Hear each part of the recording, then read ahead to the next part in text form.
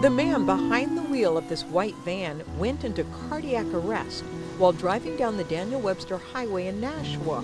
Dylan Cummings was right behind him and witnessed the crash. All of a sudden it mushed the gas and traveled through the signal box, through the telephone poles, down all that, blew out all the tires off the curb, and came to a rest here at the intersection right here. That's when Dylan got out of his car and jumped into action.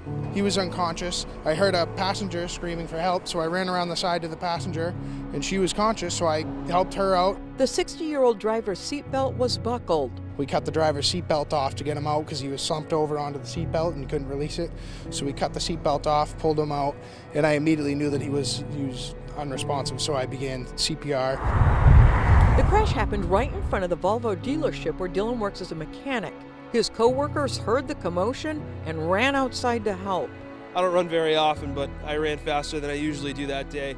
Grabbed the defib as quick as I could and gave it back to the guys so they could do their work. Do you think you could have saved this guy's life without it?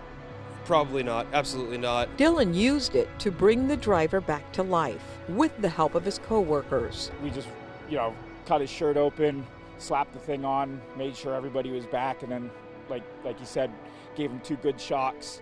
And by that time, after the second shock, that's when the ambulance finally got in and they huddled right over, and he actually started to get some consciousness. I mean, not full conscious, but he was no longer blue, and he was trying to look around. It's the first time he had ever used an AED, or automated external defibrillator. I got the AED training here, actually, in the safety committee, through the Red Cross. When you were taking the training, did you ever think, gee, I may use this someday? No, that's never something that goes in your mind. Coworkers cleared the debris from the crash and prevented a potential tragedy. The gas tank of the vehicle had ruptured, so Dylan had actually asked for a tool to disconnect the battery cable, so obviously we didn't have like a fire hazard. There was a lot of people there, and there was a lot of people standing around not knowing what to do, so it was nice to have Dylan on the scene. He came right in and really took charge.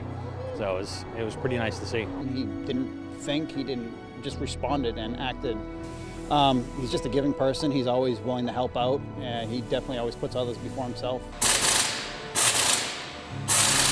This everyday hero is quick to give credit for saving a man's life to his coworkers, who insist he has the instinct to help others. He's always there for anybody, no matter what the situation is or the attitude around. I mean, he's just willing to give whatever he's got.